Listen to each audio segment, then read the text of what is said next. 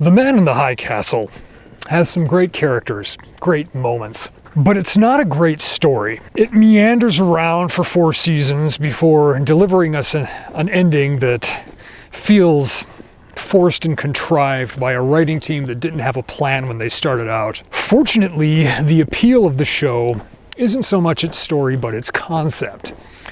It speaks to something in our national subconscious. Might want to crack open a Zima for this one. The broad historical account of the end of World War II is that the Allies defeated Nazi Germany, and then America gave a bunch of German scientists and spies new jobs. That's the administrative story, the one that's told with photographs and travel documents, pay stubs. But there is also a mythological story, one that's less tangible but no less true. In that story, there are 2 eagles. They fought, and their blood mixed. A violent mating of sorts, and their offspring spread its wings over the world. And I want to be clear that I don't mean any of this in that wokester, everything is racist and everyone I don't like is a Nazi way. I'm talking about cultural assumptions about the powers and responsibilities of government, and the historical layering that makes up collective social memory. I'm also not suggesting that there was a deliberate Hydra-style Nazi plot to infiltrate post-war institutions. The influence came about through a diffusion of institutional cultures. The West Coast, depicted as being under Japanese occupation, feels like a conquered country under the heel of a foreign power. There are Japanese soldiers all over, most of them don't speak English. It's clearly a defeated and broken country under the boot of an invader. The eastern states, National Socialist America feels strangely familiar. There aren't German soldiers patrolling the streets, they're just American cops wearing swastika brassards. The government is run by Americans, they just wear Nazi uniforms and bend the knee to the Fuhrer. We find ourselves in a 1960s America that has become something like Vichy France. Nominally independent, but very much subservient. Our focal character on the Nazi side of things is John Smith. He's an ordinary American man, an example of the banality of evil. He's a constant reminder that any of us could become the oppressor under the right circumstances. Most importantly, he personifies the idea that High Castle's Nazis aren't occupiers. They're our friends, our neighbors. They're us. John, throughout the series, is faced with choices where the survival of his family is on the line. He makes pragmatic compromises, sometimes after careful thought and sometimes in the moment. Each compromise makes the next one easier until he's trapped. We've all had that feeling at some point, looking around at some bad policy or unjust law, some senseless tragedy, and feeling like we should be able to do something about it, but we don't know what. It has to stop. I don't know how. Smith is both a villain and a tragic figure in this story. At times we find ourselves rooting for him. More than once he brushes against actual heroism. If nothing else, I give him credit for killing both Heinrich Himmler and J. Edgar Hoover. By the end of the series, he has the opportunity to start taking America back towards its roots, but he's not a mythologized founding father. He's just John Smith, an ordinary man trapped in a system he doesn't believe he can change.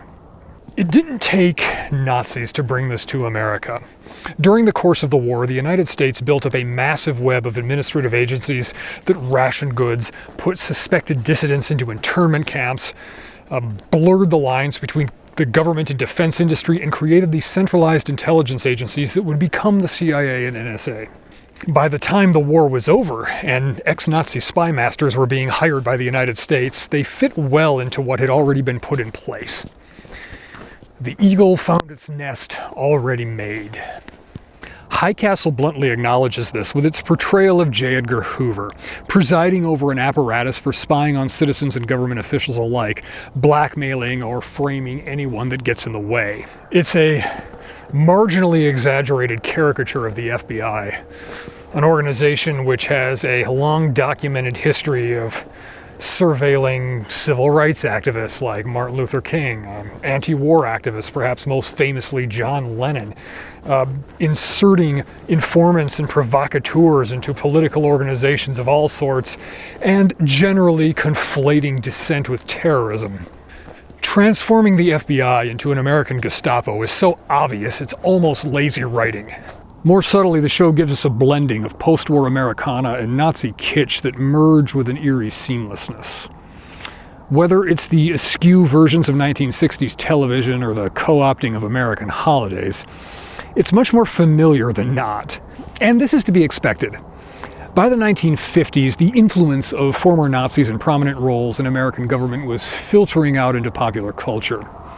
For example, the rabid anti-communism of the 1950s is as much a product of Nazi groups such as the Gehlen Organization working for the CIA as anything stemming from America's tradition of individual liberty. The Man in the High Castle is in many ways a story about media, a narrative about narratives. The Nazi-run media is a blunt propaganda outlet for the state, and the state expends great effort to destroy the illicit films from a parallel reality. Films that portray a different narrative. These films are just images of impossible things with no evidence that they are anything but complete fantasy. But many people believe them because they prefer the narrative they tell to the one that they experience in their own lives. The state stands on its narratives and will crush any meaningful challenge to it. We know this is how it works in our world as well. We can look to historical examples like Operation Mockingbird, in which the CIA is said to have selectively suppressed or planted stories with American and Allied media, who knowingly cooperated in the crafting of narratives desired by the American defense and intelligence establishment. Whether that particular program operated exactly as some documents suggest is almost irrelevant. Today, our media presents past CIA directors to us to directly tell us what we're supposed to think without bothering to involve compliant media middlemen who might develop journalistic integrity. What we see in High Castle is a muddled cultural memory. We had Reinhard Gehlen and his cadre of former SS and SD men feeding the intelligence community a threat-inflating narrative of missile gaps and imminent Soviet invasions of Europe.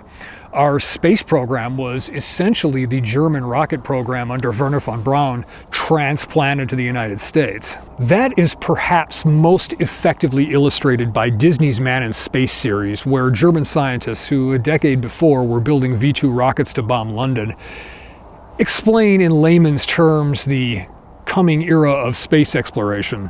It's a fascinating cultural artifact, and I recommend giving it a look. If we were to start today on an organized and well-supported space program, I believe a practical passenger rocket could be built and tested within 10 years. Von Braun's superior, General Walter Dornberger, worked for the US Air Force and became vice president of Bell Aircraft. The litany could go on, but the point being that many people who played important roles in the Nazi regime moved into lateral positions in the post-war United States. Leadership roles, roles that shaped institutional cultures. It was a process of hybridization. The Man in the High Castle reflects this, showing us a 1960s America that is very much like the one we experienced, but with the authoritarianism out in the open, not hidden under a national myth of rugged individualism in the land of the free.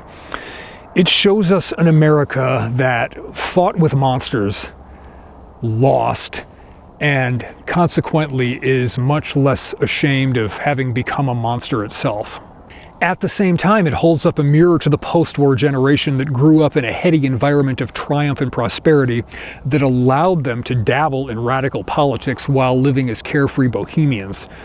Only in this reflection of history, the hippie generation is in Germany, the sons and daughters of the men who conquered the world under the swastika.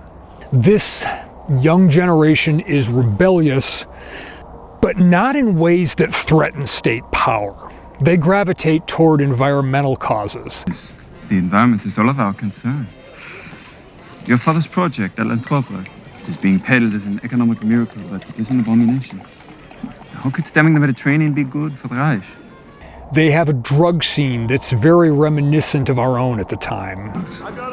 Lysergic acid. Have you done it? Even the history of their psychedelics is essentially identical, MK Ultra in all but name. Our parents' generation uses it for mind control. Interrogating prisoners, for example. But we use it as mind expansion.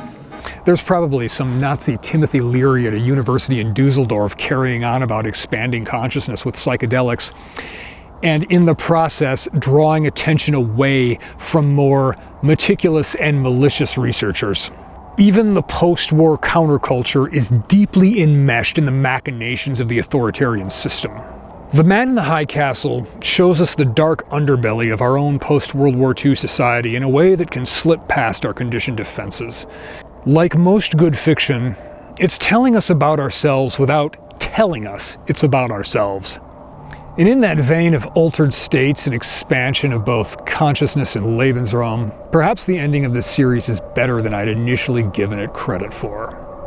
After 4 seasons of fighting lies and murder, we end with a gaggle of seemingly random people coming through a tunnel. People from everywhere wandering into a dark cavern with a giant swastika carved in the wall, and yet entirely unmoved by the oppressive surroundings or having any concern as to how they got there. It's not a terrible metaphor for where we find ourselves today.